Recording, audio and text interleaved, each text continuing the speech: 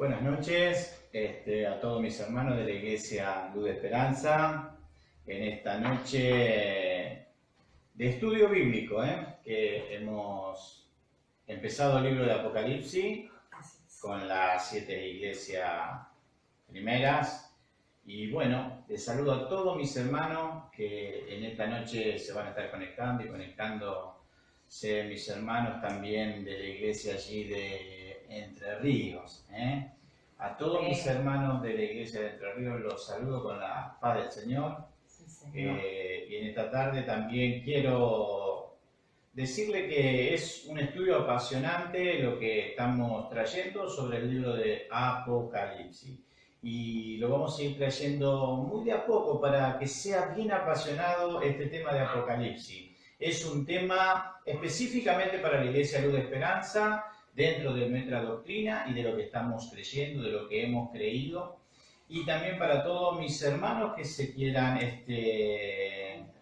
conectar, añadir a este estudio del Apocalipsis, y a todos los amigos, bienvenidos sean en esta hora. Estela, ¿qué tal? Buenas tardes, ¿querés saludar a la audiencia? Amén. Dios nos bendiga en esta noche, un día más que Dios nos ha regalado y bueno, que hoy podamos aprovecharlo con este estudio, con este estudio sobre, como dijo el evangelista, de las iglesias en el tiempo antiguo, donde Dios le ha revelado a Juan sobre las 7 iglesias, donde habló a los 7 ángeles, a los 7 pastores, como decía el otro día. Y bueno, que hoy, hermano, hoy usted pueda tomar su Biblia, su matecito, tenerlo ahí a mano. Si usted necesita tomar matecito, pueda tener abierta su Biblia, un lápiz, un papel, y comience a tomar nota y trátese de concentrarse o de abrir su mente, su corazón a este estudio de la palabra de Dios.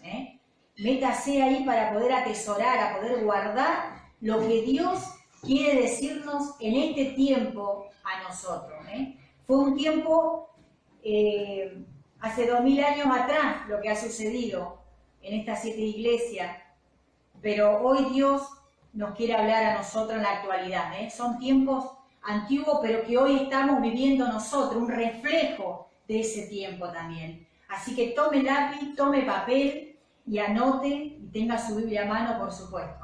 Que Dios les bendiga y que Dios pueda abrir su mente, su entendimiento, para que usted pueda retener cada palabra de lo que hoy va a ser leída, de lo que hoy va a ser soltada para nuestras vidas. Que Dios les bendiga. O sea que, Estela, vamos a meternos en el libro de Apocalipsis, nuestra vida vamos a meterla en esta iglesia que vamos a estudiar. Amén. O sea que nosotros la vamos a iglesia de ser Esmirna, partícipe de lo que Cristo le envió al apóstol Juan a decirle a esta iglesia. Amén. Hoy nosotros vamos a ser partícipes de la iglesia de Esmirna. O sea que hoy tiene una palabra Dios para tu vida. Amén. Hoy Dios tiene una palabra para tu corazón, para tu familia también. Y si vas, depende de la iglesia que vayas, hay una canción que dice: no me importa la iglesia que vayas. Y detrás del Calvario dice que está Cristo en nuestro corazón. Somos un solo pueblo, una sola familia, y Él es nuestro Dios Jesucristo. Bueno, Estela, estaremos comenzando, pero vamos a compartir las informaciones acá, por favor, esas informaciones así, porque tan lejos no puedo ver, así, a ver, ¿podés decir quién está conectado? Ya hay 15 que están conectados. Gloria a Dios, 15. Gloria a Dios Hemos por los arrancado hermanos muy bien. que se están tomando el tiempo, nuestra hermana Vero Roda, nuestra hermana Rocío Iñiguez, Elisa Rolón, Estefanía, Mauricio Rodríguez. Que Dios le bendiga, hermano, y bueno, me saltan 4 o 5 nomás, más no, pero me muestra 15 conectados. Así que bueno, que Dios les bendiga a cada uno en esta noche. Y bueno, y vamos a enfocarnos en este día sobre la iglesia de Esmirna.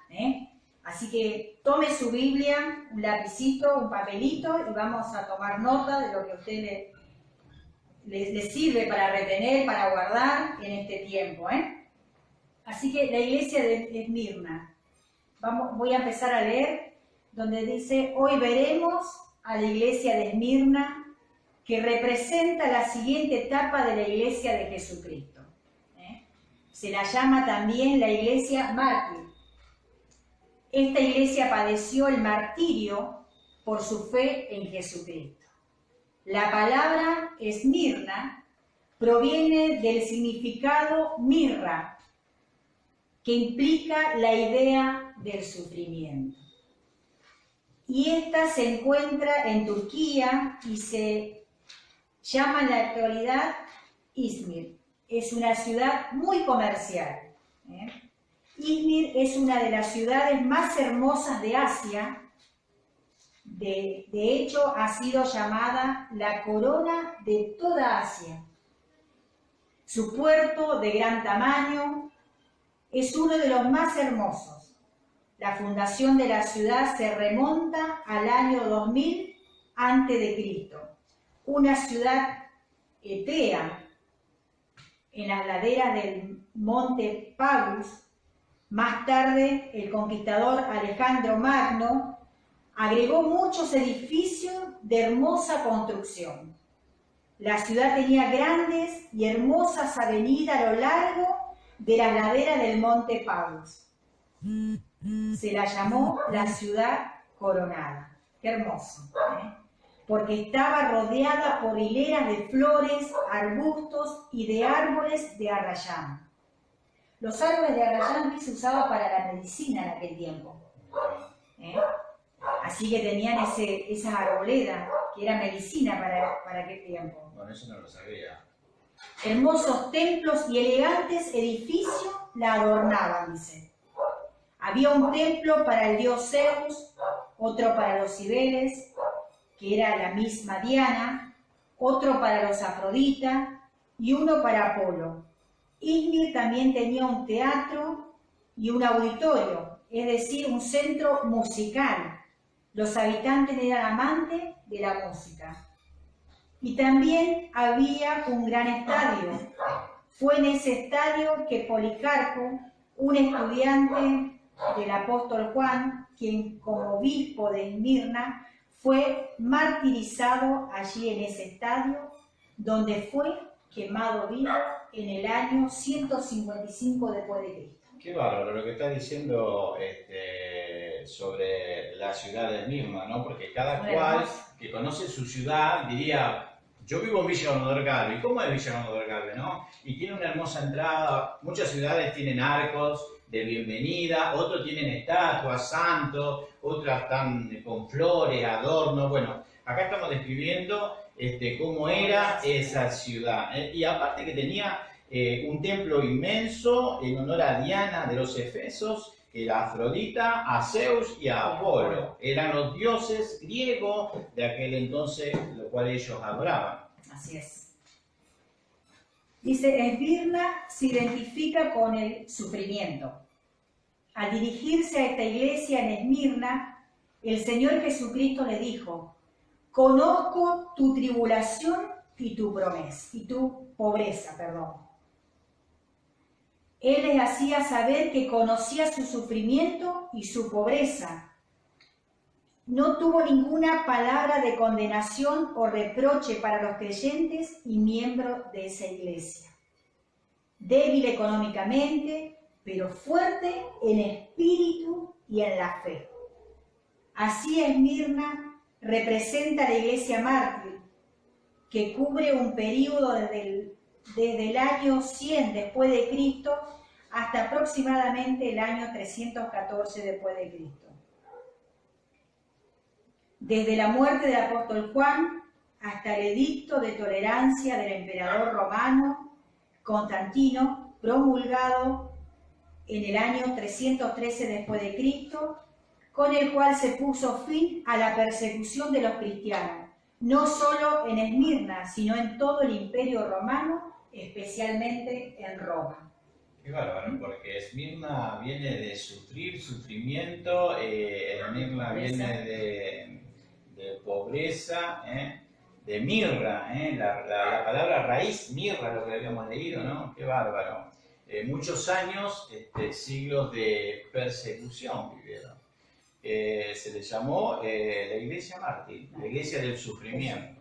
O sea que vamos a introducirnos ahora bien a conocer esta iglesia. Y está su vida, ponga su vida, su nombre allí, atravesando como atravesó esta iglesia, y quizás se sienta identificado en algún momento, en algún periodo de esta lectura, de esta enseñanza que estamos compartiendo con la iglesia Luz de Esperanza. ¿Quién más se ha conectado?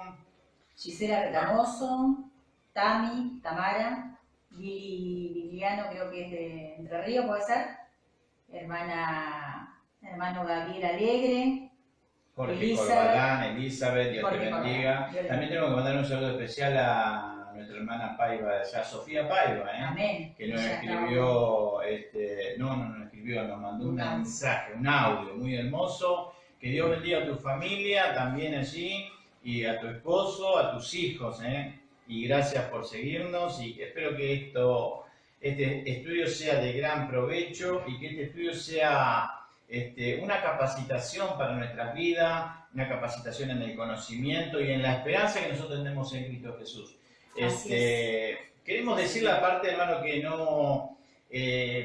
no compramos, como quien dice, un evangelio mentiroso, no queremos decir un evangelio verdadero, porque si muchas iglesias en la antigüedad sufrieron, debemos estar atentos con nuestros oídos y nuestro corazón bien atentos, como hemos leído en la iglesia, ¿no?, de Éfeso, que ellos sabían bien distinguir a los lobos que venían vestidos como obreros, como hijos de Dios, o que venían como profetas falsos.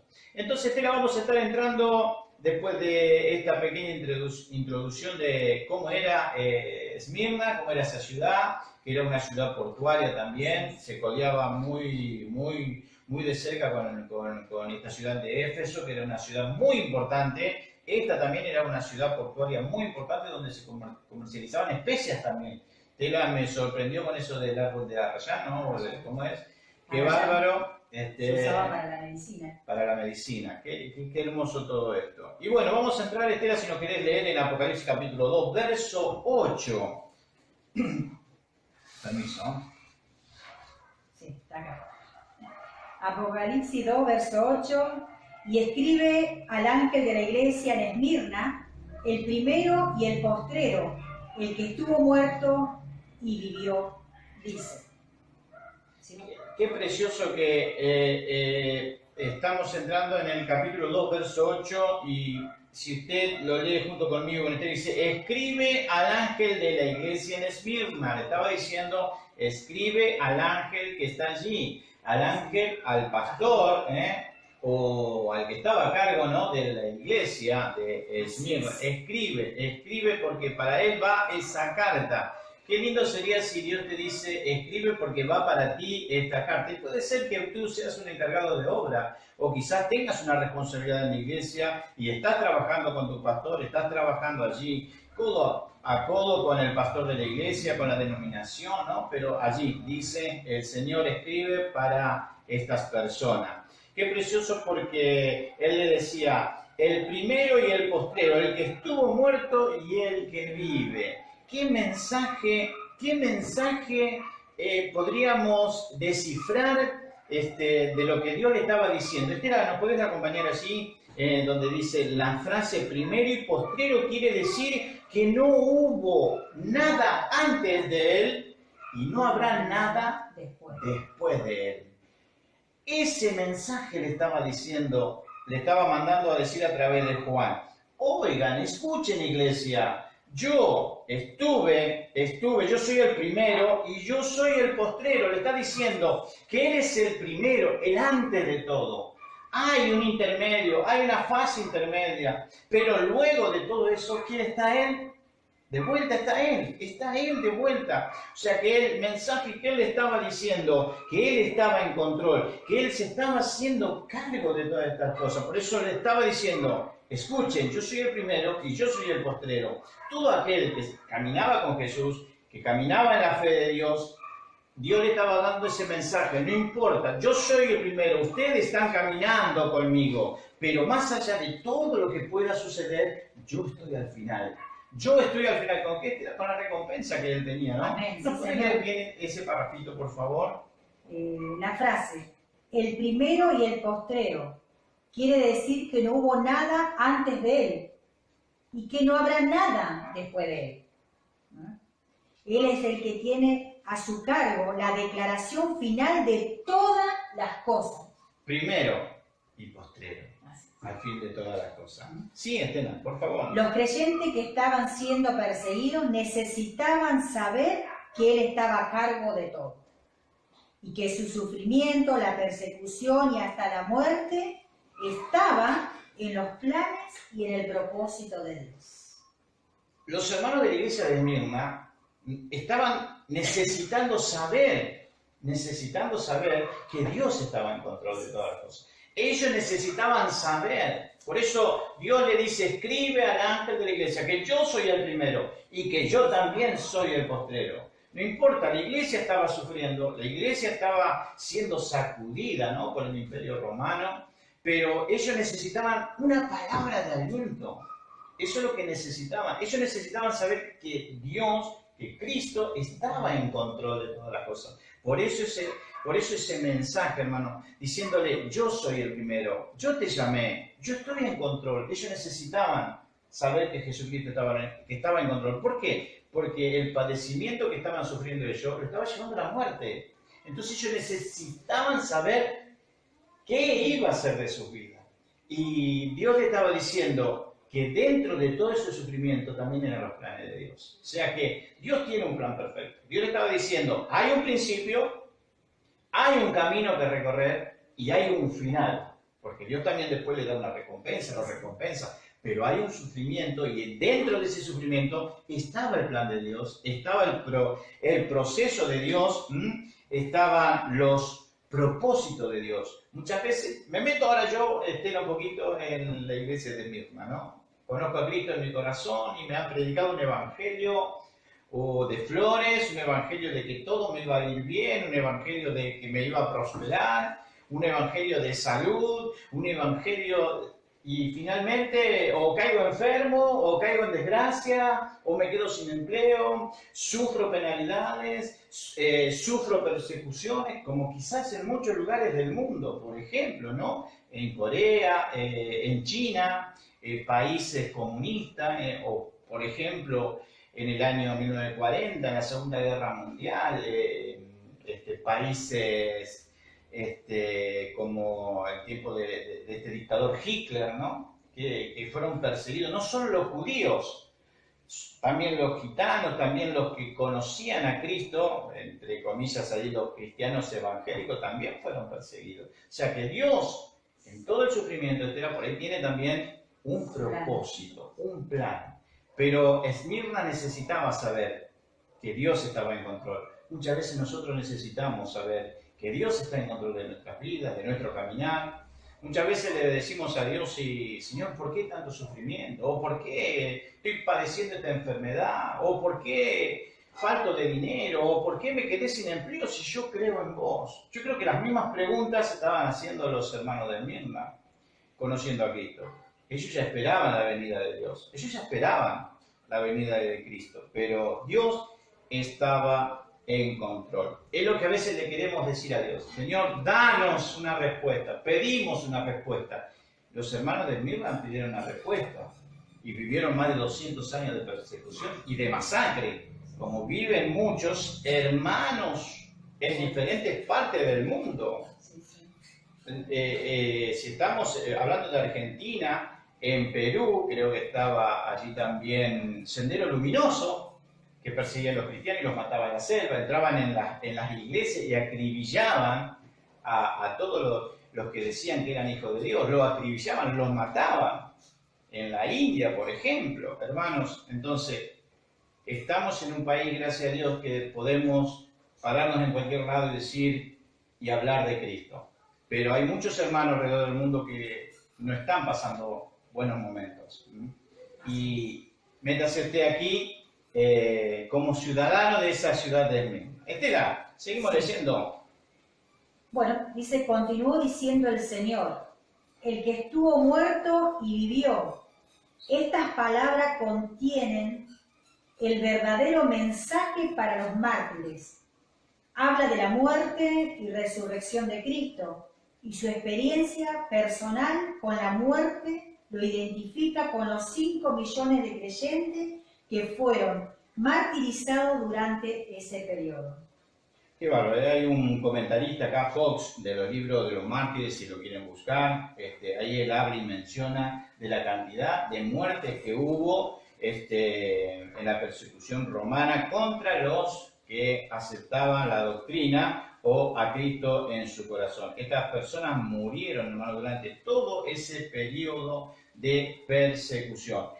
La palabra que estaba muerto y vivió es una palabra de aliento, una palabra que Esmirna o el pueblo estaba esperando. Es como cuando usted le dice, Señor, ¿por qué? Señor, necesito una palabra tuya, necesito un aliento, necesito que tu Espíritu Santo me dé una palabra de aliento, me dé una palabra de sabiduría. Dios le estaba diciendo a través de Juan, le estaba diciendo, yo estuve muerto, pero ahora vivo. Le estaba diciendo que a pesar de que ellos iban a sufrir como mártir, muerte, así sea en quemazones, muerte de cruces, muerte con los leones, o le prendían fuego y prendían fuego e iluminaban las carreteras romanas, Dios le estaba diciendo a través de Juan, no importa, ustedes van a morir, pero así como yo vencí la muerte, así como yo estuve muerto, ustedes van a vivir. Ese era el mensaje de Jesucristo para esa iglesia. Qué contradictorio, porque no decía que lo iba a sacar, ¿no? No lo iba a sacar. Era un periodo de prueba, era un periodo de tribulación para esta iglesia. Porque de ahí se empezó a correr el evangelio, ¿no? Dios tenía sus planes. Dios tenía sus planes para esta iglesia. Y es lo que le estaba diciendo Jesucristo a esta iglesia. Yo estuve muerto, pero ustedes confíen porque sí. Su fe es hasta la muerte, lo que le estaba diciendo. Ustedes vivirán para siempre, ¿no? Ustedes van a tener recompensa, corona, vida eterna. Es lo que Jesús le estaba diciendo a través de esta palabra, a través del apóstol Juan. Y qué lindo cuando nosotros le pedimos algo a Dios en oración, ¿no? Y esperamos que Señor, manda un profeta, manda un hermano o manda a alguien, Señor, y confírmame tal cosa o lo que yo te estoy pidiendo. Y Dios a veces nos manda la respuesta, pero es como que Dios nos manda en clave la respuesta. A veces no la sabemos interpretar. A veces soñamos sueños que vienen con respuesta que quizás le hemos dicho a Dios meses antes, semanas antes o incluso años antes. Viene una respuesta y lo tomamos como que fue un sueño nada más, como que pasó desapercibido. Pero Dios siempre, siempre manda su respuesta. ¿Por qué? Porque dice la Biblia que Dios está atento, sus oídos están atentos al clamor de sus hijos. O sea que Dios contesta todas las preguntas. El que estuvo muerto y vivió. Esa es la palabra de aliento que le estaba diciendo Cristo a través de Juan.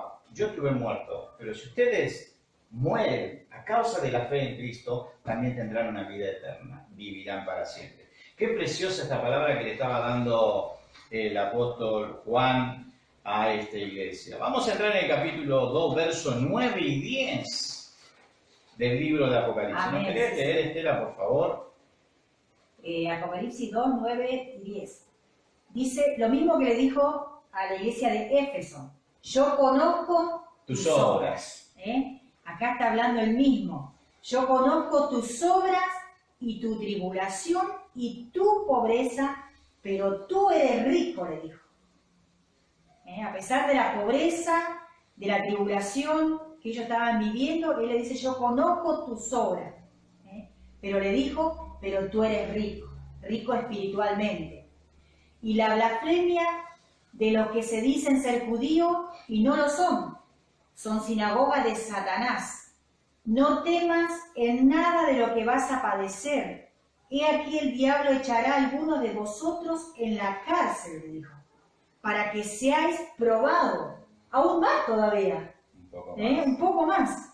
Y tendréis tribulación por 10 días.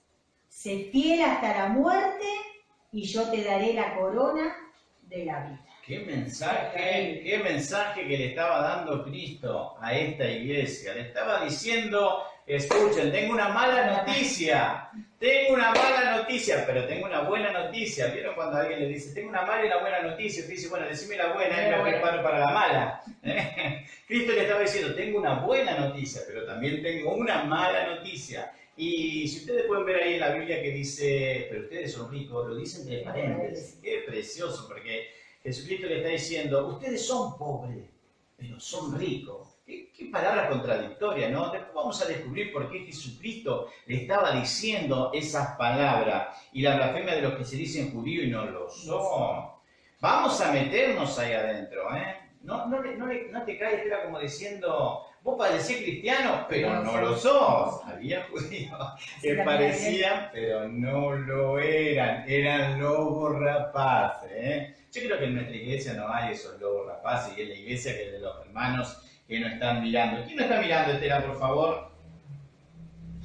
Tenemos a Eugenia Magalí, el hermano Pedro Solís, Alexis Monasterio, dice Dios les bendiga, el hermano Pedro Solís también dice Dios les bendiga, y Marisa también está mirando, Agustín Iñigue también está mirando, que Dios les bendiga, hermano. Dios les bendiga a todo y espero que... Con papel y lápiz a mano y la Biblia, ¿eh? Qué precioso, porque esto, hermano, se nos va, el tiempo ya 25 minutos hemos estado y bueno, recién hemos empezado, ¿no?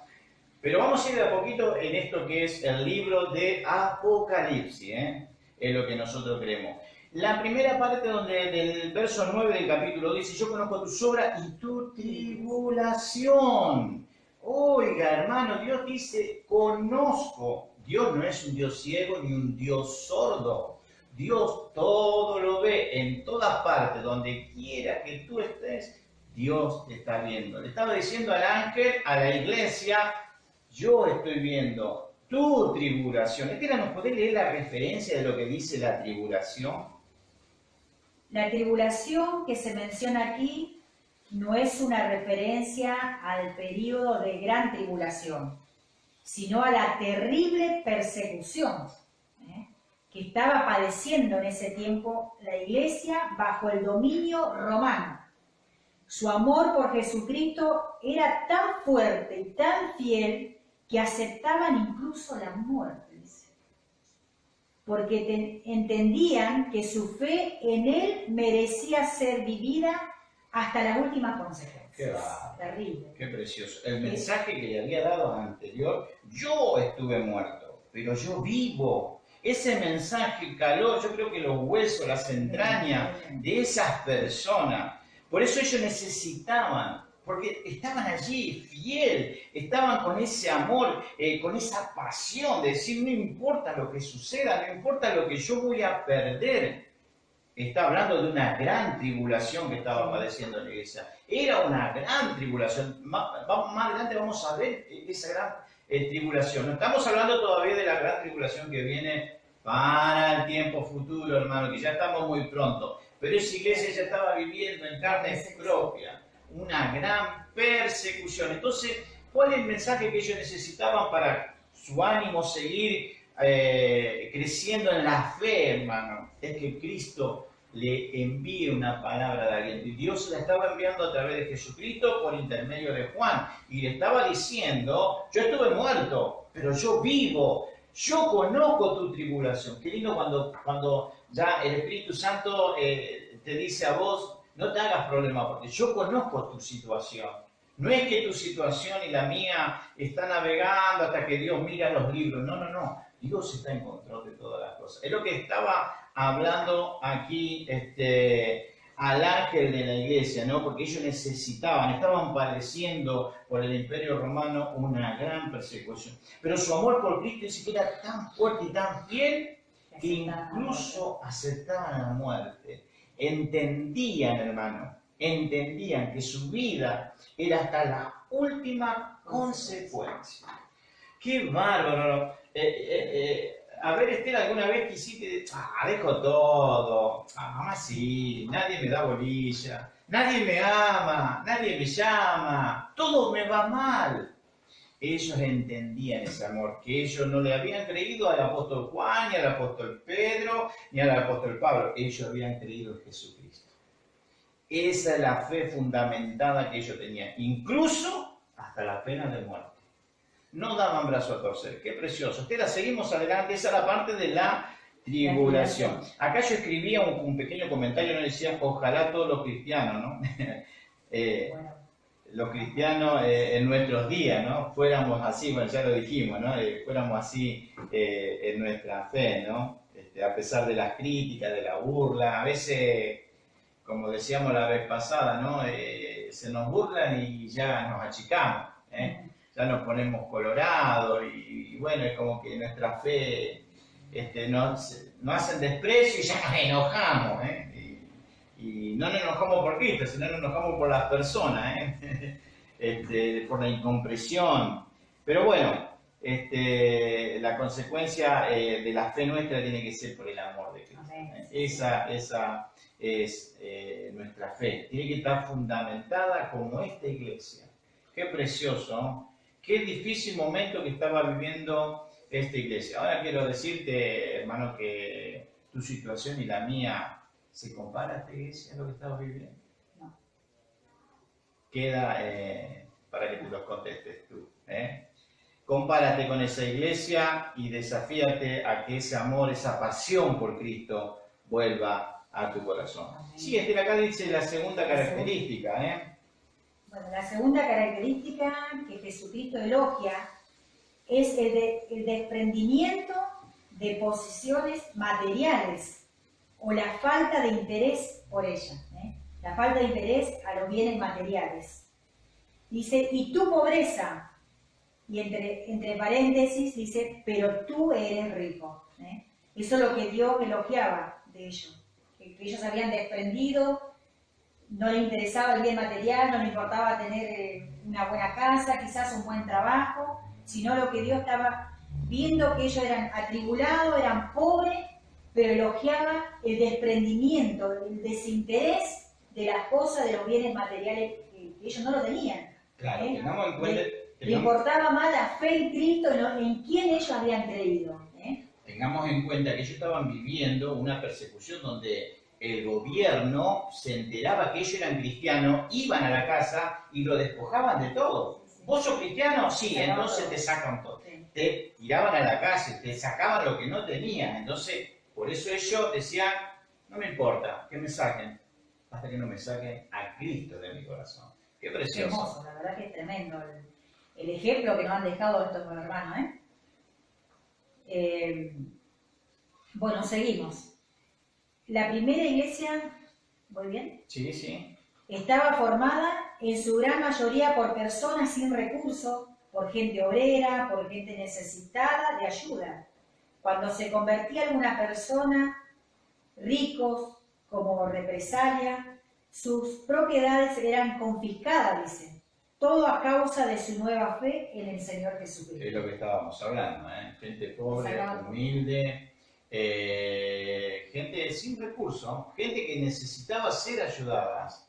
¿No hay un reflejo de eso hoy en día en muchas de nuestras iglesias?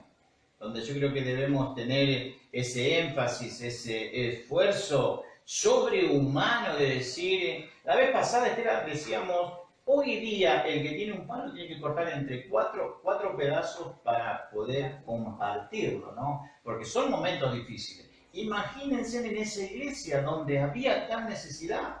Eran gente humilde, gente pobre, como hay por todos los lugares del mundo. Hay iglesias pobres, hay iglesias muy pudientes, pero esta era una parte donde había iglesias pobres. Póngase en ese lugar. ¿Cómo vivían los hermanos? Yo creo que vivían compartiendo aún lo que no tenían.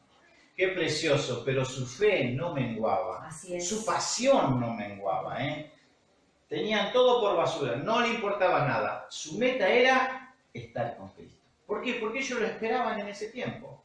Qué bárbaro, ¿no? Muy lindo, la verdad que un hermoso ejemplo a seguir,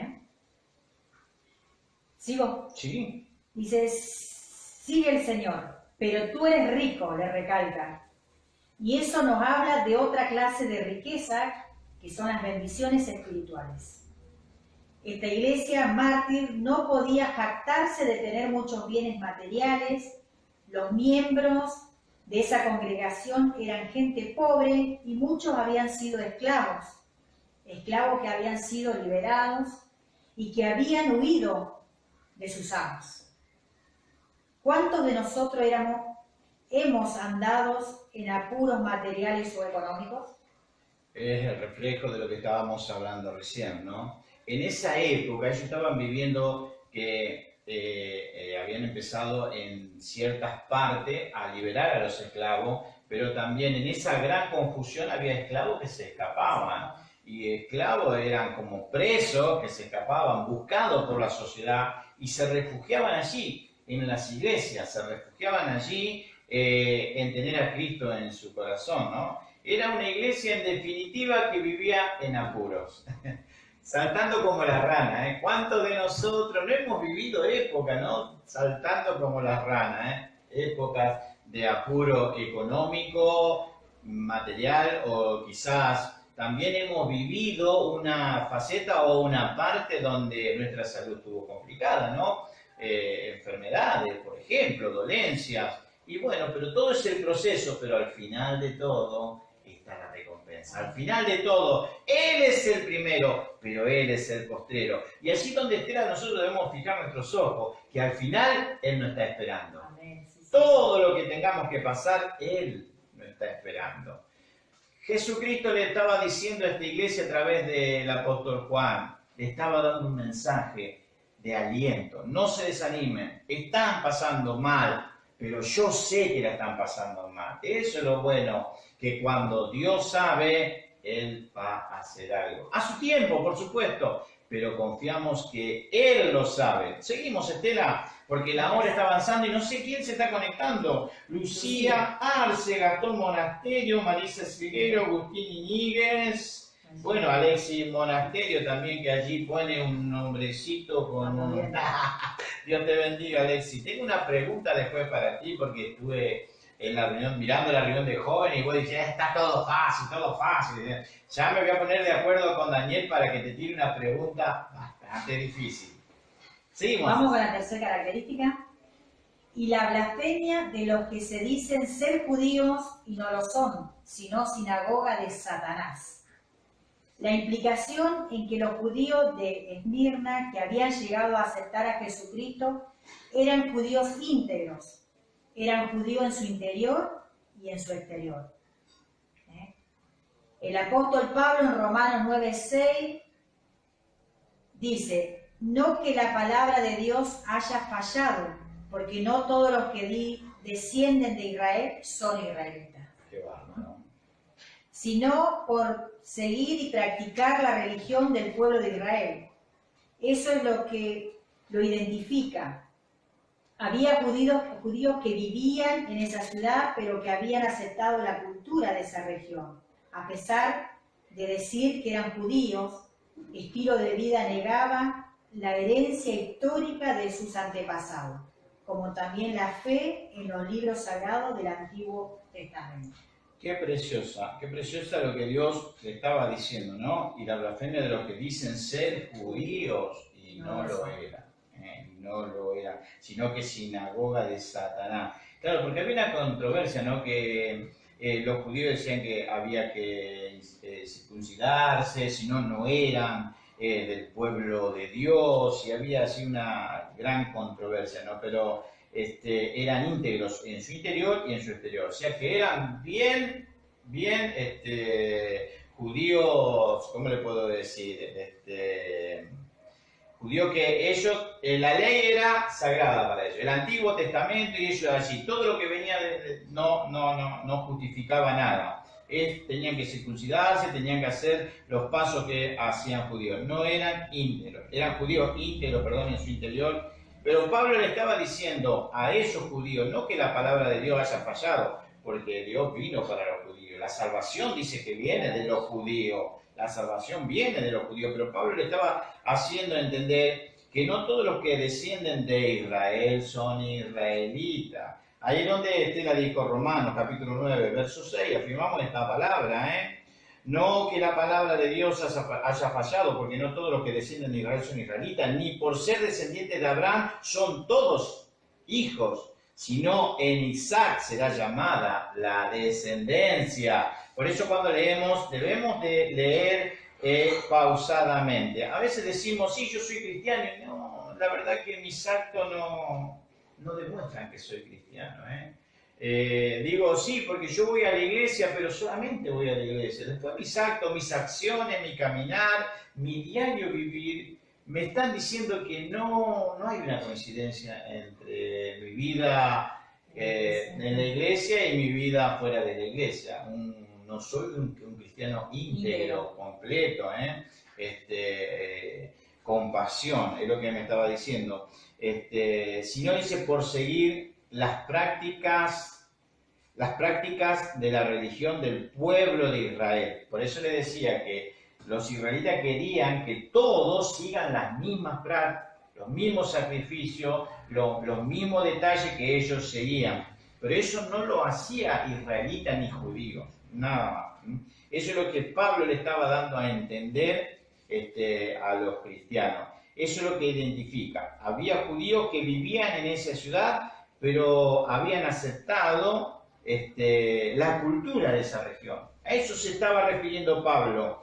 A pesar de decir que eran judíos, el estilo de vida negaba la herencia histórica de sus antepasados. O sea, eran judíos, pero iban al templo de la diosa Diana, del dios Zeus, adoraban, quizás compraban estatuas, quizás tenían estatuas en sus casas, quizás tenían ídolos en sus casas. O sea, decían ser judío, hijo de Yahweh o de Dios Todopoderoso, pero sus actos eran contrarios. O sea, decían una cosa, pero hacían otra cosa.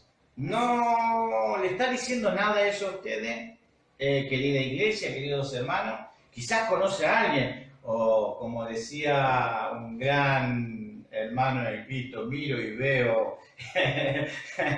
y veo sospechosos por todos lados. El hermano Salas, un gran hombre de Dios, qué precioso. Es lo que le estaba diciendo Pablo, antepasado, como también la fe en los libros sagrados del Antiguo Testamento. Comentemos en nuestras familias, en nuestros lugares de trabajo, donde estemos, somos hijos de Dios. ¿Somos carta leída, Estela, o no? Amén, sí. Nuestros actos hablan de nosotros, nuestras palabras hablan de nosotros, nuestras actitudes, nuestro comportamiento, todo habla de nosotros. ¿Qué dirías tú si hoy te cae de sorpresa el pastor en tu casa, ¿no? Y tú tienes lleno de cuadros de ídolos, futbolistas, cantantes? Que Dios te guarde, que Dios pueda poner en tu corazón un verdadero hijo de Dios. Un verdadero hijo de Dios es la fe en Cristo. Es lo que tenía la iglesia de Esmirna, Íntegro, intachables. Intachable. Vamos por la cuarta. No temas en nada, este es el ánimo que da el Señor en medio de la persecución. Y es la segunda vez en este libro que el Señor ofrece esta clase de aliento.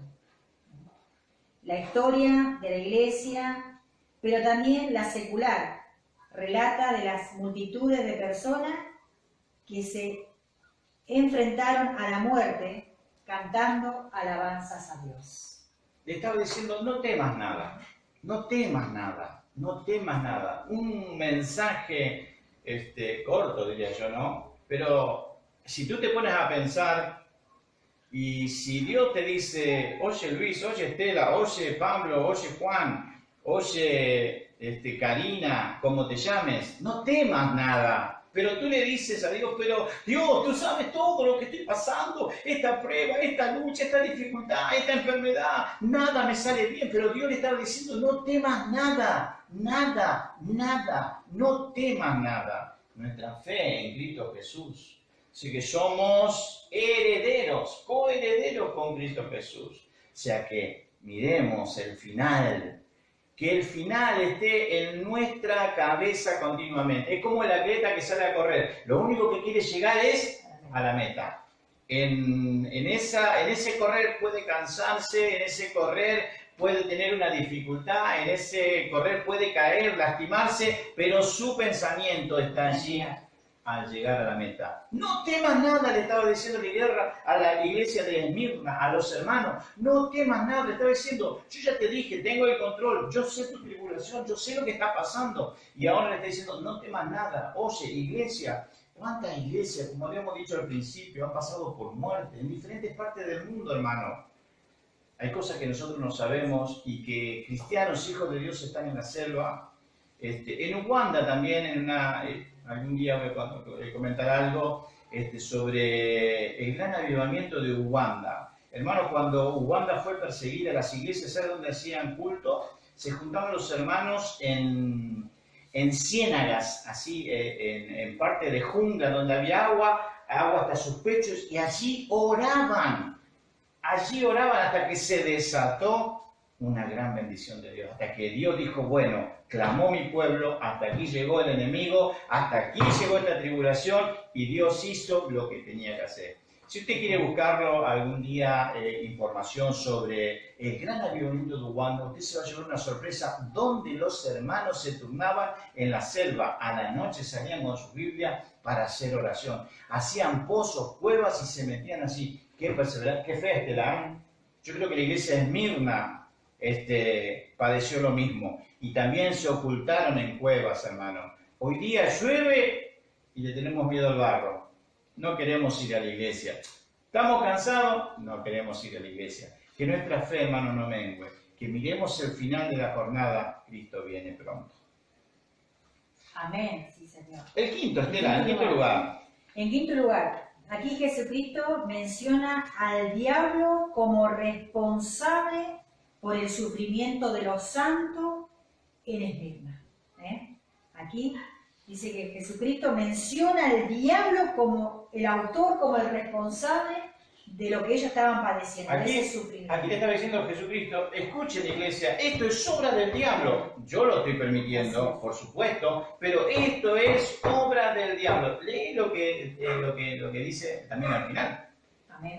Dice, nosotros generalmente acusamos a las personas más cercanas o a las circunstancias como instrumento que Satanás emplea para infligir dolor, angustia o problema. Pero el Señor Jesucristo indica la raíz misma del problema. La raíz era el diablo. No le eche la culpa a su suegra. No le eche la culpa a su suegra. La raíz de todos los males es el diablo. Él es el padre de mentira desde un principio. Jesús le dijo también a sus, ustedes, a los fariseos, ustedes son hijos del diablo, ustedes son mentirosos. Hijo del diablo, ¿por qué? Porque él es padre de mentira. Tengamos cuidado. Hermano, a medida que nos vamos metiendo más en esto del libro de Apocalipsis, nos vamos a ir más sumergiendo en nuestra vida cotidiana, Porque acá le está diciendo a nosotros, hermano, que no le eche la culpa a todo el mundo. Le tiene que echar la culpa al diablo, porque la raíz es el diablo. Nuestra lucha no es contra sangre ni carne, sino contra principados, contra potestades, contra gobernadores de este siglo. Estela, aquí nos está saludando porque ya estamos... Bueno, Taí Rolón, bendiciones, dice, y nuestro hermano Gastón Medina, muy bueno, dice, bendiciones, hermano. Que Dios le bendiga muchísimo. Yo sé que ustedes están ansiando ir más adelante en el libro de Apocalipsis, pero yo quiero desmenuzarlo un poquito a esto del libro de Apocalipsis. Vamos a llegar, si Dios así nos permite, y Dios nos viene antes. Estamos viviendo tiempos muy difíciles. ¿Seguimos adelante, Estela? Seguimos a la sexta cosa que el Señor Jesucristo menciona, dice. Y tendréis tribulación por 10 días, hermano, dijo. Por 10 días. Hubo 10 periodos de intensa persecución contra los creyentes de parte de 10 emperadores romanos y queremos mencionarlos porque opinamos que son datos importantes. Son datos muy importantes, porque hay mucha controversia, ¿no? Y usted se va a encontrar en diferentes estudios bíblicos, diferentes maneras de pensar. En un principio habíamos dicho, cuando arrancamos con el tema de Apocalipsis, la Biblia se interpreta a sí misma. La Biblia no la puedo interpretar yo a mi manera o Estela a su manera. Lamentablemente hoy día, hermanos, la Biblia se está interpretando a manera del que la agarra y la lee, pero no es así. Para interpretar la Biblia hay que orar, hay que estar escudriñando y buscando también información. Más con el libro de Apocalipsis, hermano. Al principio habíamos leído, ¿se acuerdan la parte de Éfeso? No creáis a todos los espíritus, sino que hay que escudriñarlo, hay que mirarlo, hay que observarlo. ¿Pero cómo? A través de la luz de la palabra. A ver qué dijo, ¿será verdad lo que dijo? ¿Está en la palabra lo que dijo? Sí, está en la palabra. Bueno, voy a estudiar a ver qué significado tiene la palabra, porque la palabra es muy aguda. En este periodo dice que la iglesia iba a sufrir por 10 días. Pero ¿a qué se refería esto, Estela? 10 días, los 10 emperadores romanos. Que iban a venir. ¿Lo podés leer? Esto sí. Es a manera de información. Es una información, una data.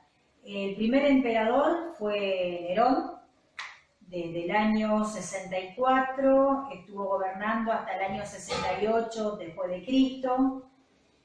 Dice el apóstol Pablo, fue decapitado bajo el gobierno del emperador de Nerón. El primer emperador, en el primer día de tribulación ya fue decapitado nuestro hermano Pablo. El segundo emperador, Domiciano, desde el año 95 que empezó a gobernar hasta el 96 después de Cristo, y él fue todavía mucho peor que Nerón. Sí. Peor. El apóstol Juan fue exiliado durante ese periodo. Ahí donde fue a la isla de Pasmo, El tercer emperador, Trajano, que gobernó desde los años 104 hasta el año 117, fue entonces cuando Ignacio fue quemado en la hoguera. El cuarto emperador, Marco Aurelio, que estuvo gobernando desde el año 161 hasta el año 180, Policarpo encontró el martirio en ese periodo. Policarpo era de la iglesia de allí, de Éfeso también. El quinto emperador, Severo, se llamaba este emperador, que gobernó desde el año 200 hasta el 211. El sexto emperador, Maximiano, desde el año 235 hasta el 237. El séptimo emperador, Decio, del 250 hasta el 253. El octavo, Valeriano, desde el año 257 gobernó hasta el 260. El noveno, Aureliano, del año 207 hasta el 275. Y el último emperador, Diocleciano, el peor de todos los emperadores. Es la frutilla. La frutilla de la torta. Si el primero fue Severo, el segundo dice que fue peor, pero el décimo dice que fue peor que todos los otros 9. El peor de todos los emperadores durante los años 303 hasta el año 313. Estos fueron, pues, los 10 emperadores romanos que encabezaron una terrible persecución en los creyentes. ¿Cuántos años? 200, casi 300 años de persecución, hermano. Qué terrible lo que vivieron esas iglesias, o donde estaban esas jurisdicciones romanas. Pablo perseguía ya la iglesia. Pablo vio cuando lo apedraron a Esteban, él estuvo allí, él dio el ok, él fue el que levantó su mano, ¿no? Porque él estuvo presente cuando Esteban fue apedrado, el primer mártir de la iglesia. Allí Esteban murió por esa fe inmovible, que esa misma fe hoy pueda estar en nuestros corazones. Fíjense en lo que estas iglesias sufrieron, padecieron, desmembraban familias, rompían hogares, mataban padres, madres, hijos, lo tiraban en las fosas que los leones lo comían. Imagínense, hermano, esas escenas, ¿no? Los leones así despedazando a las personas, algo solo como verlos en películas, ¿no? De ciencia ficción, pero era real lo que estaba pasando. Pero una palabra de Jesucristo, no temas nada, solo mira al final, solo mira al final. Es lo que estamos mirando hoy, hermano. Si tú no miras el final, no podremos llegar al final. Si no miramos el final, hermano, si no miramos el final, vamos a desmayar, vamos a caer, vamos a renegar de la fe de Cristo. Debemos mirar el final, hermano, porque yo no sé tu padecer y tú no conoces el mío. Quizás tu sufrimiento es mucho más que el mío, quizás mucho más doloroso que el mío, pero Dios está en control. Es lo que Dios te está diciendo hoy a través de su palabra. Así como estaba en control, en proceso, y todo Dios lo había permitido, Dios le está diciendo, no temas. Hoy Dios te dice, no temas, mira al final. Amén, sí, Señor. ¿Seguimos? Seguimos, que ya el tiempo ya no está. La séptima, leímos todos los emperadores, ahora vamos por la séptima cosa que el Señor Jesucristo menciona a estos hermanos, a esta iglesia de Esmirna. Sé fiel hasta la muerte. Y ellos lo fueron. Los creyentes de Esmirna fueron fieles hasta la misma muerte. Y Él promete que les dará la corona de la vida. Qué hermoso, ¿no? Ahí estamos hablando de hasta la muerte. Y yo le daré la corona de la vida. Qué interesante esto, ¿no? Es muy interesante notar que el Señor tiene cosas especiales. Conocemos a muchos santos maravillosos, dice que van a recibir esa corona algún día. Y bueno, uno de esos santos somos nosotros, ¿eh? Acuérdense La Iglesia Luz de Esperanza. Que esa ciudad era Corona también. Corona. Se llamaba Corona. Por eso Dios le estaba diciendo, yo te daré la corona. Qué Amén. precioso lo que Dios le estaba diciendo. Le estaba infundiendo aliento, le estaba infundiendo fe, le estaba infundiendo coraje, espíritu de coraje. Le estaba infundiendo, hermano, que miren el final, que el final de la batalla, Dios le estaba por entregar una corona de vida. Qué precioso. Hermano, si alguien está sufriendo en estos momentos, como lo que decíamos antes, y se pregunta si Dios realmente se preocupa por usted. Muchas veces quizás se ha preguntado, ¿Dios se preocupa? ¿Dios será que me tiene en cuenta? Yo he escuchado, hermano, que han dicho, Dios no me tiene en cuenta, Dios no me escucha. Pero ¿se escucha lo que está diciendo usted? Si dice que Dios está atento a sus oídos, usted está diciendo, yo no soy un hijo de Dios, entonces. Porque si usted es un hijo de Dios, la palabra de Dios dice que Él está atento para escuchar el clamor de ¿quién? De sus hijos. De sus hijos. Qué precioso que es asegurar que no solo usted es muy importante para Él, sino que Él tiene algo bueno para usted preparado, ¿en dónde? En la eternidad. Tiene una corona de vida, vida eterna. Es lo que le estaba diciendo a la iglesia de Esmirna, es lo que hoy nos está diciendo a nosotros. Dios te tiene en cuenta. Dios tenía en cuenta a esta iglesia, a estos hermanos que estaban siendo mártires, que estaban siendo muertos en esos circos romanos. Pero Dios los tenía en cuenta. Dios tenía en proceso quizás, pero también el propósito de Dios estaba con ellos. ¿Qué dice Santiago? Estén allí. Santiago 1:12. Sí. Dice, bienaventurado el varón que soporta la tentación, porque cuando haya resistido la prueba, recibirá la corona de vida que Dios ha prometido a los que le aman. Sí, y sigue terminando. Y dice, y esa corona de la vida indica que la disfrutará por la eternidad. Qué bárbaro. Para siempre. Qué cosa más gloriosa le espera a todos aquellos que soportan penalidades y sufrimiento, pero perseveran en su fe en Él, en Jesucristo.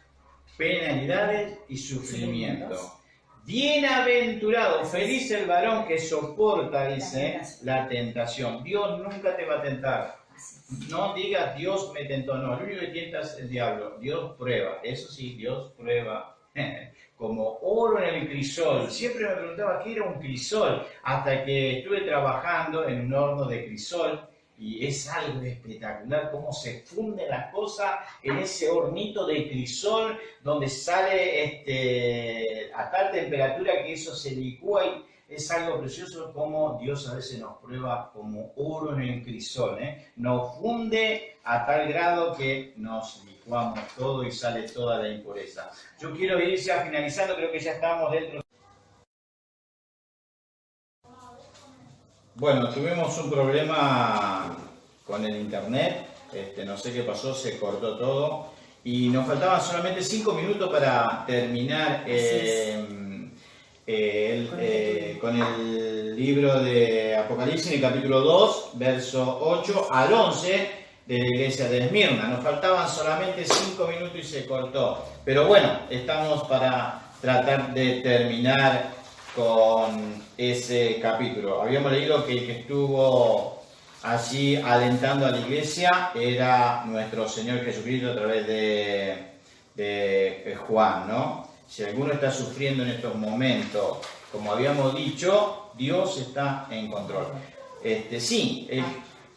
Seguimos, Apocalipsis capítulo 2, verso 11, dice, el que tiene oído, oiga lo que el Espíritu dice a las iglesias.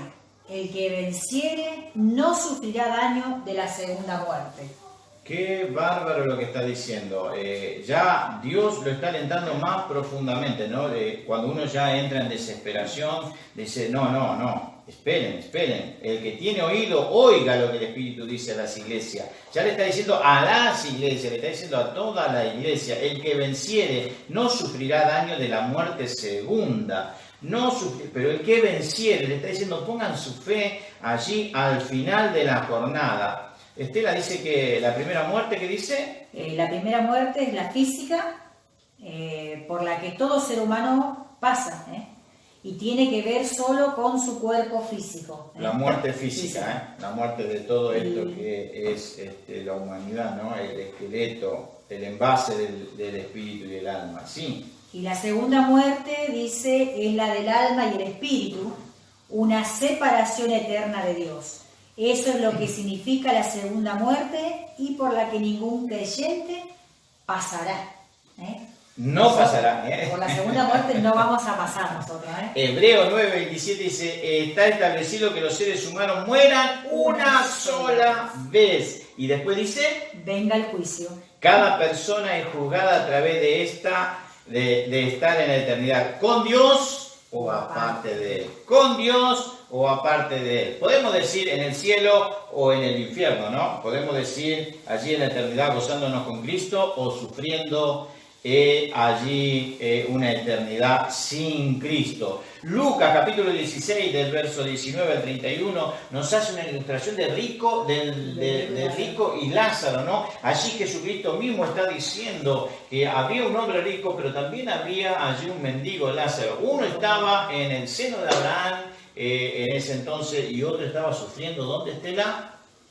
En el infierno. Dice la historia del hombre rico y Lázaro, ambos muertos, uno atormentado junto y el otro allí en el seno de Abraham. ¡Qué precioso! Hay un gran abismo, dice, entre nosotros y ustedes, de modo que el que quiere pasar de aquí para allá no puede, ni tampoco pueden, el que está allá van acá. Hermanos, quiero decirles, iglesia, que solamente hay una eternidad con Dios y una eternidad sin Dios. Además, la Biblia es clara en que los incrédulos serán separados eternamente de Dios en un estado de tormento. Eso lo podemos leer en Apocalipsis capítulo 20, verso 10. Dice, señala que después, donde también habrán sido arrojados la bestia y el falso profeta, allí serán atormentados días y noche por los siglos de los siglos. Apocalipsis capítulo 20, 14 al 15 dice, después de esto los incrédulos serán juzgados.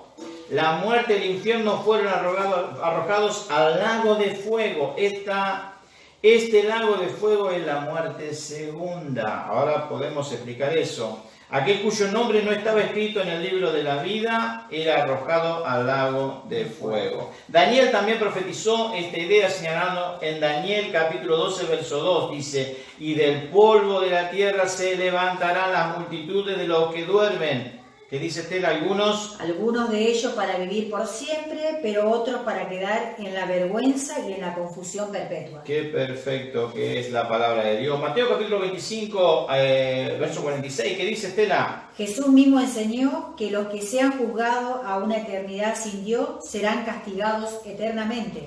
Aquellos irán al castigo eterno y los justos a la vida eterna. Qué precioso, porque acá en Apocalipsis, lo que habíamos leído en el verso 11 del capítulo 12, el que tiene oído, oiga lo que el Espíritu dice a las iglesias, el que venciere no sufrirá daño de la muerte segunda. Así es. Qué precioso. Esta es una descripción precisa de las enseñanzas bíblicas con respecto a la muerte eterna. Sin embargo, Dios desea que las personas crean en Jesús y tengan vida eterna. Amén. Algún día estaremos siendo juzgados, Estela. Todo lo que hemos hecho en la tierra, esos libros serán abiertos y Dios nos pedirá cuenta. Así es. Pero si nuestros nombres no están escritos en el libro de la vida, lamentablemente vamos a pasar una eternidad sin Dios. Mas hoy hay tiempo. Hoy hay tiempo. Así como Dios le estaba diciendo a esa iglesia, el que venciere, el que venciere sus sufrimientos, sus penalidades, todo su mal pasar, todo lo que habían pasado. Jesucristo le estaba diciendo, el que venciere y fuere fiel, ese recibirá la corona.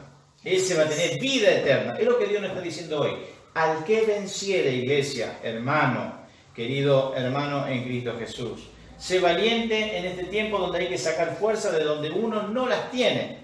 Y esas fuerzas vienen de Dios. Amén, sí, Señor. Cuando todo está terminado, cuando todo termina, entonces Dios hace lo que para nosotros es imposible. Para Él todo es posible. Estela nos terminaba diciendo lo que dice allí en Juan 3:16, algo espectacular para que tú lo tengas en cuenta en esta jornada. Juan 3:16, porque de tal manera amó Dios al mundo que ha dado a su Hijo unigénito, para que todo aquel que en él cree no se pierda, mas tenga vida Para eterna. que todo aquel que en él crea, no dice excepción de o acepción de persona, para todo es gratuito. Amén. La salvación depende de tu decisión.